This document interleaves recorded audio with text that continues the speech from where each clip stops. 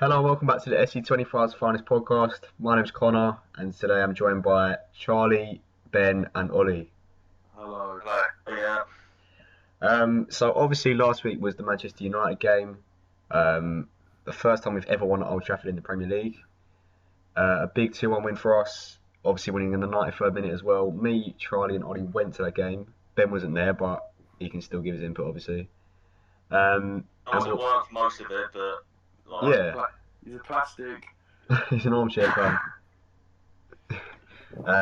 But we're also going to talk about our performances earlier on in the season, our first two games against Everton and Sheffield United, which weren't as great, but we'll still talk about them because why not?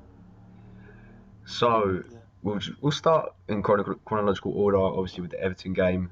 A 0-0 draw, first game of the season. Nothing really special, but decent result for us. Anyways. I can't really touch on the Everton game, to be honest. So I wasn't there and I was on holiday. Yeah. But from what I see, I think I see the highlights. I see a little highlight, and I think if you look at what both sides, I think we'd say we was a bit hard done by going with 1 point and not a win. But I mean, we had quite a few chances. I mean, Maya had quite a few shots on goal. Olly played really well that game. Benteke looked okay. The defence pretty much kept us in it. Who's that? I think, to be honest, most of it.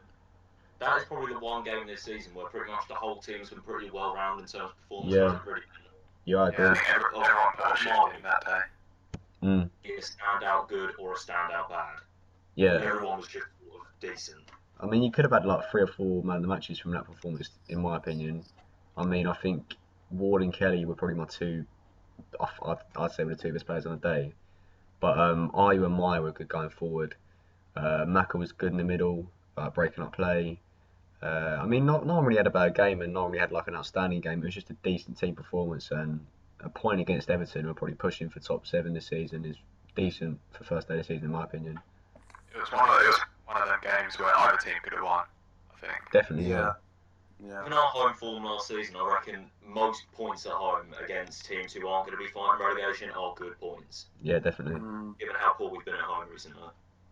Yeah, I agree. I do think when you put it in perspective, though, you could then look back at the end of the season and go, well, if Olly had finished that or if Ma had finished that, do you know what I mean? But yeah. I think you can do that across all the season. But I do think when it comes down to being clinical, especially at home, you have to make your home fortress. Do you know what I mean?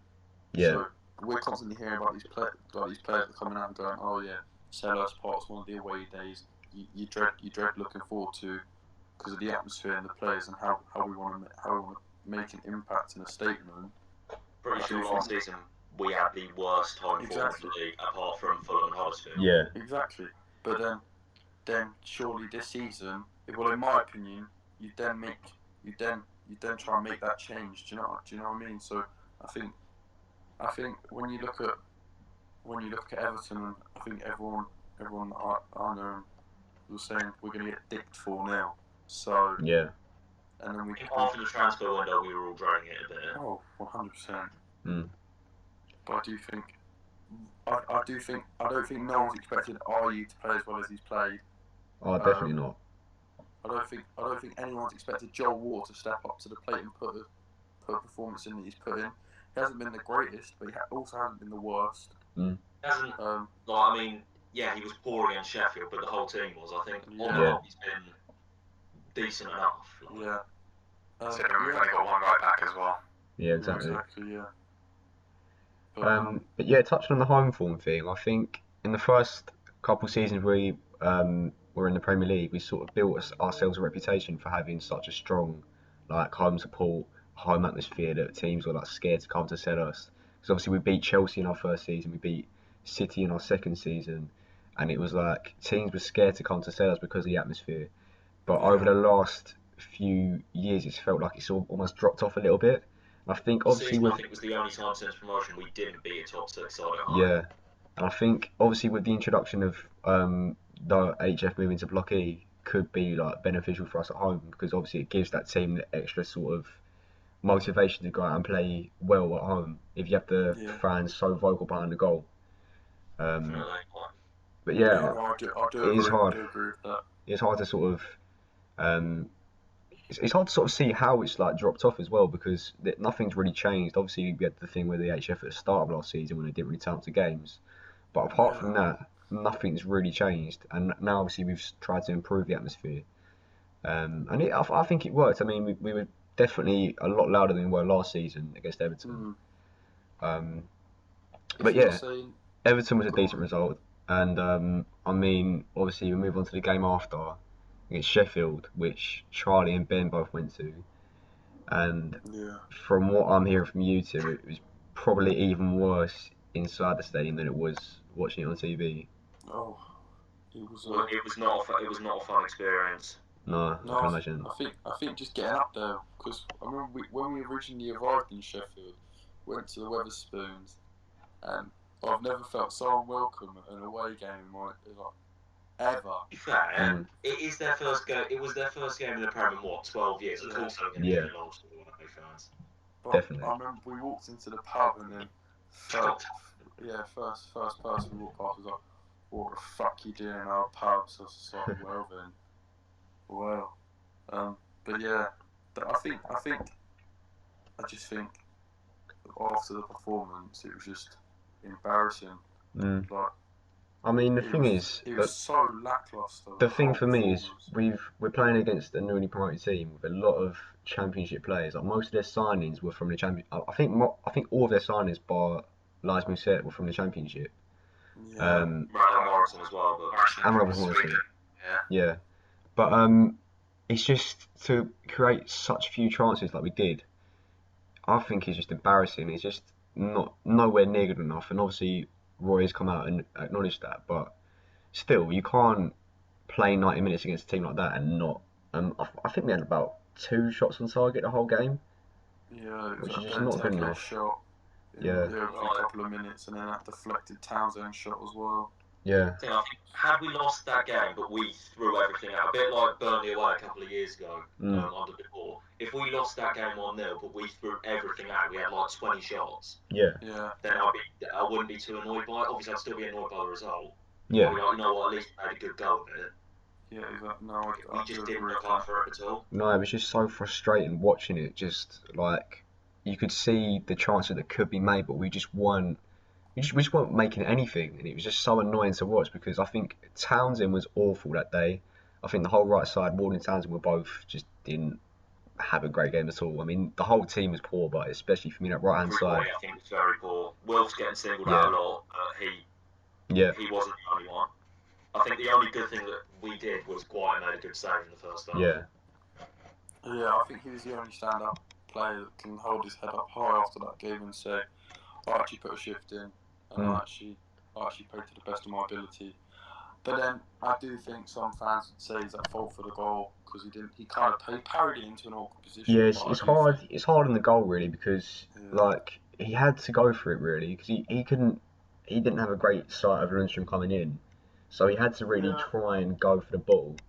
But I can see where you can say that he could be at fault there, but I don't know. It's a hard one. It's a hard one because PVA was. I don't know. It's like a thing with set pieces that PVA covers the goalie's line instead of marking the player. And there's always someone free at the back post for a tap in or a header. Yeah. I think also Ward got beaten quite easily by. I can't remember the Sheffield part. I want to say it was Luke Freeman, but I could be wrong. I think it might be Freeman. Down that side. I think it was a centre half. Because I remember Jack O'Connor being right in the left wing when the goal was scored, so it might have been him. But yeah, I mean, the thing about PVA on set pieces and just defending in general is like the main thing for me with Pat is he always sort of stands on the edge of the box and points to people where he wants them to be, and I'm like, why are you not there? You should be in our position. Where him himself should be, rather than exactly. He's trying to act like a captain when he's in reality just a piece of a puzzle. I do think then if you look at that performance and then you look at the Man United performance, it is just so typical Palace. The fact that on It's so paper, no con- disrespect to Sheffield, probably the worst massive team in the league, contrast, Yeah, best teams in the league, and putting a performance like that, it is mental. mm, definitely. I But mean, one more thing about the Sheffield game, because I don't know like what it was like for you guys when you went to United, but the only two players who came over and thanked fans at the end were Ward and PVA. Oh, That was no. yeah. At Man United, to be fair, every player came over. Every I player mean, came I over. think, Yeah. to be That's honest, typical Ward, of a Palace win, though. Oh yeah. I I mean, think if Ward and PVA were the if you had first two four guys over. come over. I think Wardy and PVA were the first two to come over, to be honest. I remember PVA Yeah. coming over and doing his like a little arm symbol or whatever he does. But yeah, I mean, moving on to the United game, obviously it was unbelievable. Like me, Charlie, and Ollie were all there right next to each other, and when that goal went in the 93rd minute, we just We all lost it, I think. we all lost it. Forget Everyone about the lost it. 93rd minute. It was all about the Jordan Ayew goal. That's why.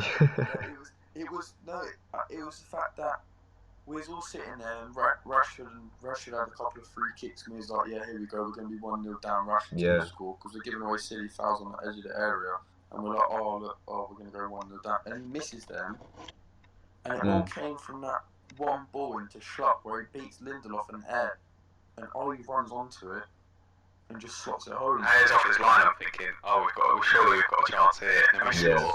And we're like, We've missed that so much. A forward with an actual finishing instinct. Yeah. It was just pure. It was just Bodies flying everywhere. I haven't seen such a like calm and collective finish from a Palace striker in years, probably since Dwight Gale about 4 or 5 years ago. Yeah. It's the last time I've seen a finish like that. Against Liverpool, I think. Yeah, I was going to say the Liverpool one is the last one I can remember. It's just such a cool finish. To be fair, Gale's equaliser from Crystal Ball is so similar to that goal. It's just occurs to me. Yeah. It's just as Murray winning the header instead of Schlupp and Gale taking one instead of Ollie. And I think I was slightly further out, but it's a very similar goal in terms of Murray bringing it down and then Gale just slotting it bottom corner. Yeah, I do agree. I think I celebrated the penalty being saved, Rashford missing the penalty rather than the first goal. I mean, yeah, even though it was so quiet, I managed to, because there was a United fan working, he managed to get a stream up and I saw the penalty save and all 3 goals, so I got a good view of everything. I just think I think I'll probably celebrate the penalty save more. It was an emotional roller coaster as such, wasn't it? Really, because obviously it started off with the RU goal, and it was just nerve-wracking all the way up until half time, and then we got to half time, and then come out in the second half. Then they had a couple of they was getting forward, and I can't remember if it was in the first half or the second half, but Wilf picked up the ball on the right, dribbled through a couple of players and got into the box, and Koulibaly got in the way, and then that was first half, I think. And then someone else got in the way, and I was just like, that was our chance to go 2-0 up. Yeah, and then Wilf had a chance at the near post. Yeah, that was first half. That should have been a goal, but it's unlucky. But that should have been a goal as well. And then you coming into the second half, and obviously Wilf had that counter attack, and that didn't go too well. Obviously, he puts it in the side netting. PVA's counter attack where he took too long to pass the ball. Yeah. But then obviously Man United had a few other like opportunities, and I'm pretty sure. And then they had their penalty shout, which I obviously we sat the other end of the stadium, so you couldn't actually see it. But then looking back at it, that definitely was a penalty. I think we did get quite lucky with the ref. I thought they were. Yeah, I was going to say. Obviously, we're on a Palace podcast. Kelly, which could have been pens. I think Kale could have been sent off. Yeah, I thought so. Yeah. Some referees could have given that as a straight red. For a second yellow, at least. Yeah. I was watching Match of the Day the morning after, and I was like, we're so lucky to have some decisions go our way. Yeah. I mean, I know like. Talk about how great Harry Cahill was against them. He was brilliant. He didn't really put a foot wrong all game, to be honest. No. But yeah, from a United point of view, I think I would personally be annoyed with some of the refereeing decisions in that game. And it's if we were on the receiving end of it, it would be fuming. Yeah. I mean, we could have stepped back off us when it Cahill was last man, and that's the only mistake he did make all game. And I think that probably should have been a red card looking back at it. And the Daniel James booking wasn't a booking for his dive. That wasn't a dive at all. I could definitely catch him in that. Yeah. And I think who was it on the left-hand side of the box who went down at United? I think it might have been Rashford who got pushed down by Kelly, I want to say. Martial, I think, got taken down in the box, which was a penalty shout. Yeah, there had a few penalty shouts. I think one of them, I think it was the Kelly on Rashford, was a penalty, but... Yeah, was it Rashford was about to pull the trigger and then Kelly pushed him over? Yeah. Didn't have any of it. I think what it is it's an interpretation of what you consider a penalty. So a foul and a penalty area that's severe enough to give a penalty. But it also goes down as whether our referees paranoid to, as of such, embarrass and overturn a referee's decision to embarrass fans, if that makes sense. Do you know what I mean? So I think you bring VAR into the equation. Exactly. Yeah. But is the VAR referee then paranoid to embarrass the match official at the game by overturning a foul or a decision that can then change the game completely? I think if they don't have that sort of bottle to potentially embarrass a ref, then what's the point of VAR? Because it will just never get used. Well, I agree. If you're going to go back, Luke Freeman should have been sent off at Sheffield United a couple of weeks ago. Yeah. Do you know what I mean? I mean, with VAR, you kind of have to be like reckless with it. You have to make the right decision. You can't like afford to have any like. You can't have any way around it. There has to be a right decision. So trying to sort of protect a referee from being embarrassed isn't good enough. You have to just be like all out and say, yeah, that was a red card, that was a penalty. No, I do agree with that. Yeah. But yeah, no, I do think as a collective, Man United away was just a great day out. Apart from the definitely. Shout out to that bell end that was about to swing for me for the game. Oh god. Yeah. Also did it to. Did you see? He did it to. Jason? Is that his name? I think it was. I saw it on Twitter. About a couple of days afterwards. Yeah. And he was like, it was the same guy. But yeah, no. Other than that, Man United away was a great day out. Also, shout out to Leroy for giving it a big one after they got a penalty. Oh, Leroy, he looked like a right twat at 2-1. What a man. What a man. We only want to talk, Leroy. I still need to find him. Somewhere. If anyone out there knows Man United fans. Yeah, if any United fans know what is Leroy. Yeah, Leroy with an eye, white shirt. I can't remember what number it was, like 26 or something probably. But shout out to Leroy. But yeah, the United game, I think in general, we didn't have much of the ball. I think it was like 21% possession or something like that.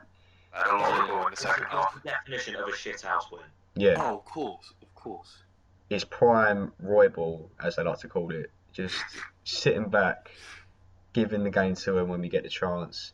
It's almost like prime Palace, really, just sitting back and on the counter attack. Because that's how a second goal happened with PVA and Chelsea a few years ago, where Benteke and Zaha scored, it screams that. Yeah, definitely. It was kind of like that on Arsenal last season as well, though, wasn't we? Yeah.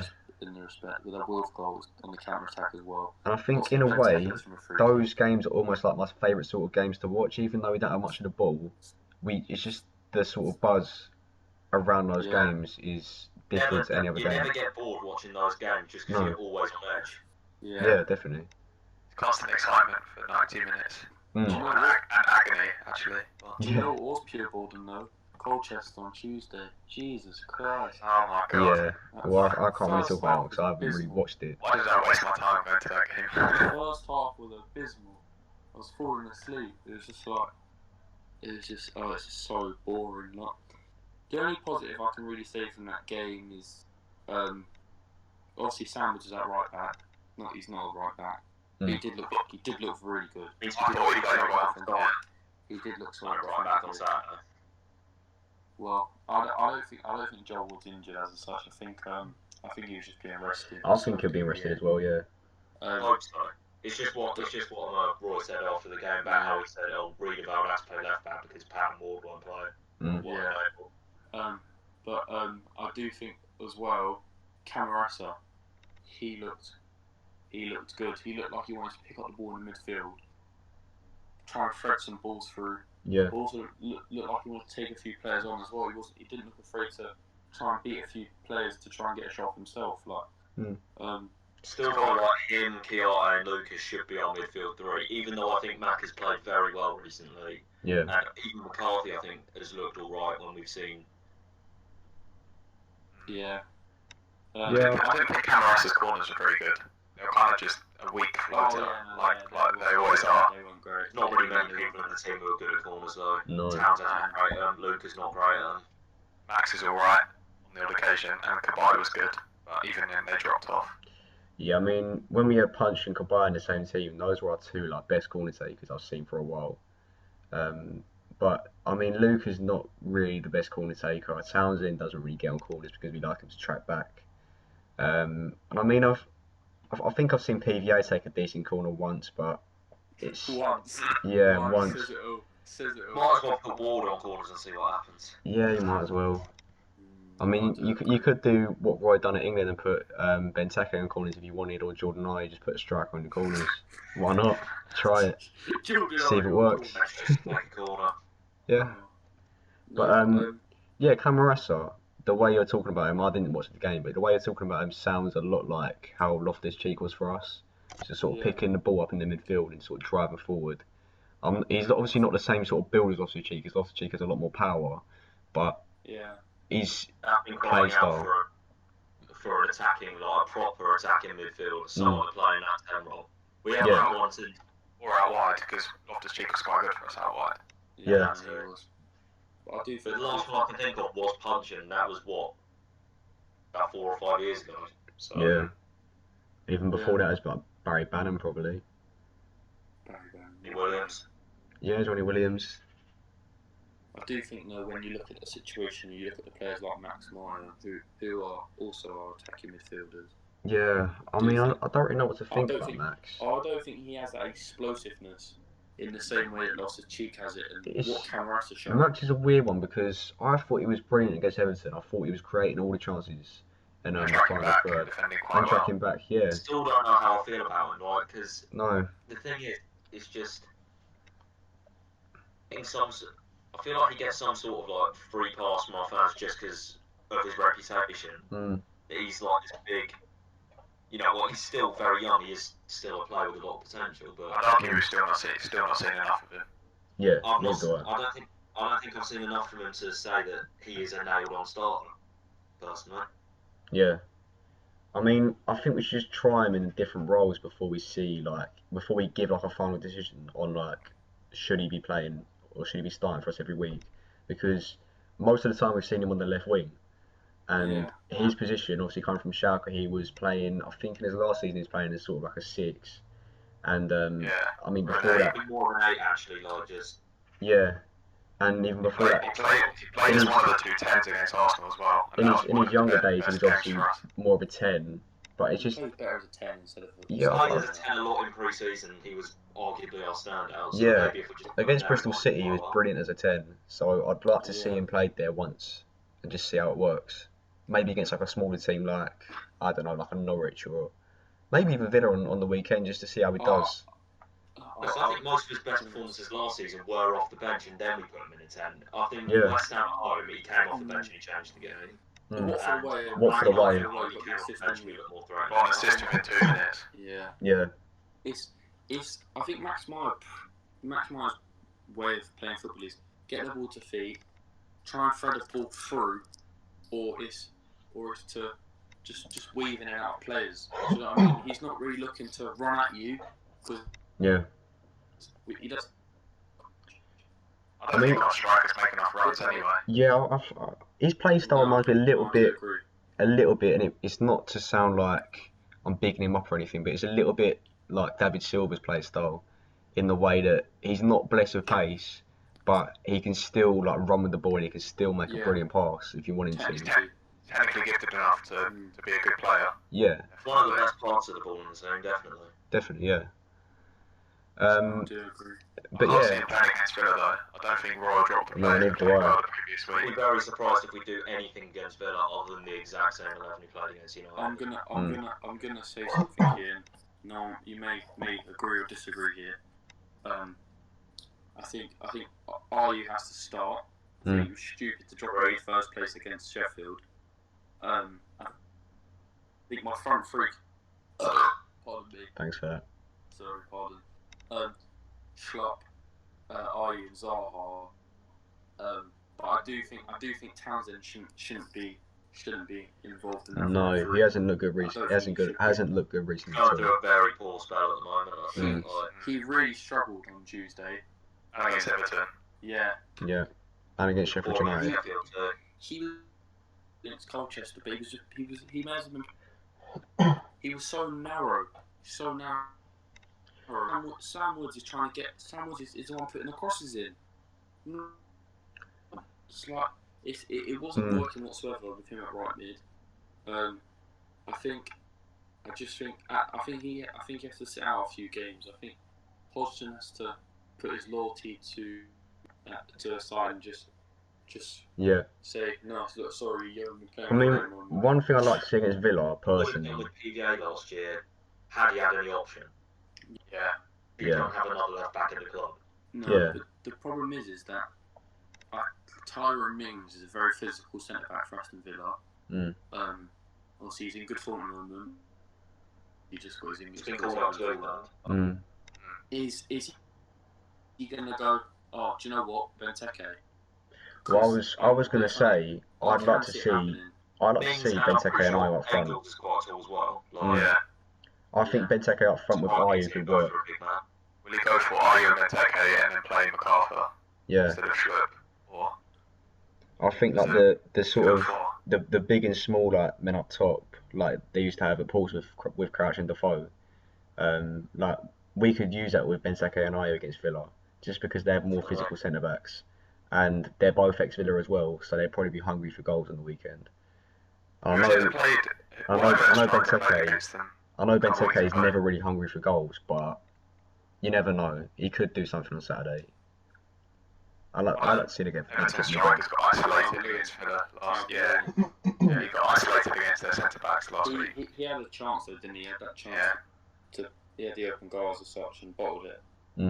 But yeah, no, I do think if going into the weekend, my starting 11 would be obviously you have Garcher and goal, Ward, Cahill and Kelly at centre back, PVA. My midfield three, obviously, I personally don't rate MacArthur whatsoever. I think he's a good servant for the club and he'll give 110%, but ability-wise, I just don't think it's there. I think it's Luca, Kuyate and Camarasa for me. And then obviously Schlupp, Ayew and Zaha. I think Schlupp played so well on the left. So well. So I think playing Wolf on the right, I won't be against it. Yeah, and I mean, Villa's fullbacks aren't great either. Say that again, sorry. Camarasa played full 90 against Colchester. Yeah. I doubt he'll be involved. At least fullbacks are a problem area for them as well. Yeah, that's what I was going to say. Playing Wilf on the right wing against Neil Taylor could be used to our advantage because he's not great. He was never great for Swansea. He was not great for Villa in the Championship. Even Gilbert gets caught going forward. Yeah. That's what I watched from last week. Even if they play Matt Target at left back, he's quite slow, so we could use Wolf's pace as like to our advantage. I do think just being versatile and maybe giving him a free role to play across the front, not the front three, but across the two wings as up. Yeah. So letting him and Schlupp deviate between themselves to be like, I mean, who are we going to get beaten up here? If you look at like our old team, we used to have Balassi and Zaha on either wing, and they used to swap wings all the time, which would confuse the defenders. And now with Townsend, who doesn't really like to be played on the left, we don't really see that as much. Yeah. So I think with Schlupp's a very versatile player, obviously.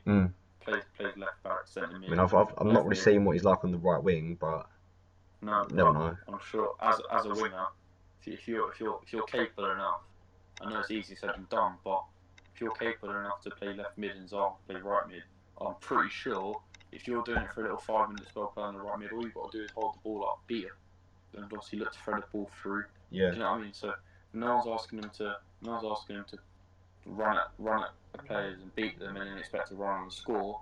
But if you're just, because that's obviously not what we're used to at Ryan, but obviously if you're just gonna contribute to the team and put balls in and make passes and things like that, then I'm pretty happy with that. Mm.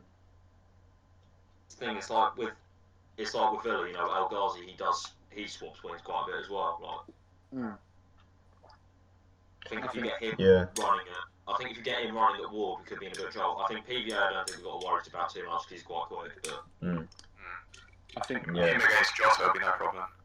No, definitely. I don't agree with that. I see Jota play against Everton and he was class. The only thing with Jota is he's quite slow. Passes inside, passes in behind, but like one-on-one, he's going to have no problem.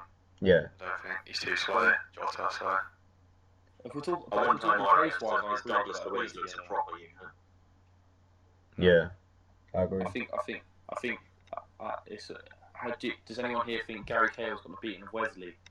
Because Wesley did pretty well against Everton defence. I think Wesley played very well against Everton, but I'm still not convinced. I mean, against Wesley, I'm just not convinced at the moment. Like. Yeah, I mean, with Wesley starting for them on Saturday, this is a game which I think we'll notice that we're going to miss Sacco at the back because he's definitely more physical than all our other centre backs, and I think he would definitely play well against Wesley because he always seems to play well against the bigger strikers anyway. So, I mean, Kelly are no pushovers, but I think if you have Sacco at the back, I think they're quite a good partnership, I reckon, like Kay and Kelly. I don't think we've got to worry too much. Like. Yeah, I mean, Wesley's a bit of a weird one. Like, he looked good, but he's still not proven to me that he's worth how much they pay for. I think it was 20 million. I mean, when you consider the fact that Haller was half of that. Yeah. And then I think Haller's absolutely streets ahead. And you consider that Keane's only about 5 million more. Moise Keane's going to be a player to watch out for in the future. But I think we got quite lucky the fact we played Everton first, so he was never going to start again. Yeah. Yeah. Come December when we played him again, it'll be a different story, I think. Yeah, I think he just needs a bit of time to adapt, and then I think he'll start scoring. But with Wesley, I think even if you look at his scoring record in Belgium, it's not great. Like he scored, I think, 15 goals last season, or around that number. But again, it's in Belgium, and we did that with Sorloth. We signed Sorloth for I think about 12 million from Denmark, and obviously he hasn't really done anything for us, and now he's gone off to Turkey, and I think he's going to stay there. But he got 4 and 4 so far, and he's got they've got Europa League football as well. They're playing tonight. It's always a risk bringing in a striker from a lower league like Wesley has come in from Belgium, and expecting him to be your main striker. I mean, obviously they've done it with Benteke, and it worked for him, but you can't rely on that. Because look at Janssen at Tottenham. He was highly rated in the Dutch league, wasn't he? And the Dutch league's just a complete lottery. You're either going to get a Janssen or a Cardia, or you're going to get a Robin van Persie or a Luis Suarez. Yeah. Exactly. It's just like. I mean, there's so many examples. Like I remember Afonso Alves, who came to Middlesbrough about 10 years ago, and he scored like 40 goals in the Dutch league. And he came to Middlesbrough and scored about 5, and then they sold him for about 5 million off to like Abu Dhabi or somewhere. But I remember this guy a few years ago going to United, tore it up in the Dutch league, went to United, and he was shit. I mean, to be fair, he's tearing it up now. Yeah, I mean, anyone who goes to France seems to tear it up. Especially after they fell in the Premier League, like Balotelli as well, and Ben Arthur. Yeah. Yeah. Taiwan. Yeah, Taiwan. Yeah, exactly. I do think. But I do think that's it's going to be interesting Saturday in terms of what goes on with the team and how it's played. Do you think they'll play Trezeguet as well? I'm confident. Personally, I don't rate him that highly. I know there's people that do. Because he's another one that's coming from Turkey, and obviously he was good at the Cup of Nations for Egypt. Personally, if we're talking ability wise, yeah, it's a smart sign because Person don't really hit. I think if Gilbert gets injured, same right hand side they had that Egypt had at the World Cup. So obviously you've got Trezeguet in the wing and then El Knight right back. So Yeah. That's true. I know how they play. They could probably link up pretty well. Yeah. Yes, true. It's true. But yeah, we'll just see what goes on. Really, I'm quite interested to see what happens. I'm confident we're going to get results because I think if we need to pick up points against teams like Villa, to be honest, no offense to Villa, but I don't think there's. I do think when you're at home and you're playing these games, you should be winning them. Yeah, you should. I mean, So, Villa got a decent team. I think I've read a stat somewhere. I think he's in terms of managers, he's got like the best record against Aston Villa. So. But yeah, no, that could be good. Yeah. I think the main thing for Villa is their midfield because obviously they got Grealish and McGinn who are both like proven themselves to be top quality players, and Douglas Luiz. He'll either get a big move or he'll be pivotal to Villa trying to get back into being a solid pro club. And I mean Douglas Luiz is coming. He's looked very good so far in all the matches I've seen him so far. And then he was at fault. He was at fault against Bournemouth though. Yeah, I mean, but he still scored a goal for him though. Yeah, I suppose so. But then was it deflected or not? Or was that? No, I'm thinking high risk goal. But yeah, I mean, even on the bench they've still got Hurahan, who's not really got much of a look in so far, and they've got Marvelous Nakamba if they signed from Bruges. I'm not even sure where he gets in that team because personally I don't rate him that much, but they paid like 10 million for him. Yeah, I think he played in the cup from the other day. Got a full second team out in the cup, so they're going to have everybody. They're going to have a full strength team. Is Marvelous Nakamba covered for Douglas Luiz? I think so, yeah. Or McGinn, right. I mean, Hurahan used to play there. I think Hurahan was like the DM for them last season. Yeah, but that midfield was quite attacking though, because you had Hurahan on set pieces. Things like that. It will be Luiz, McGinn, and Grealish, I reckon. I think that's set in stone. Yeah, no, I'm confident. I'm not too sure because we've just come off like a big win against United, then obviously slipped up in the cup to Colchester.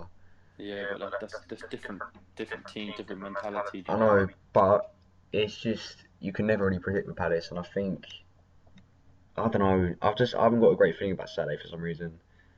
To be honest, I never have a good feeling about us at home. Like just after the last after last season, I think we won like 4 games all year. I'm confident going away. Yeah, definitely. I agree with that. Saturday will be equal on quality. That's a better. Yeah. I see it being quite an even game. Yeah, I think it's straight away a draw. 1-1 draw or something. I would honestly take a draw against Villa because I think they look decent. So far this season they've looked really decent, and I think we should be aiming to definitely get at least a point against them. And I would take a point, but I would love a win, obviously.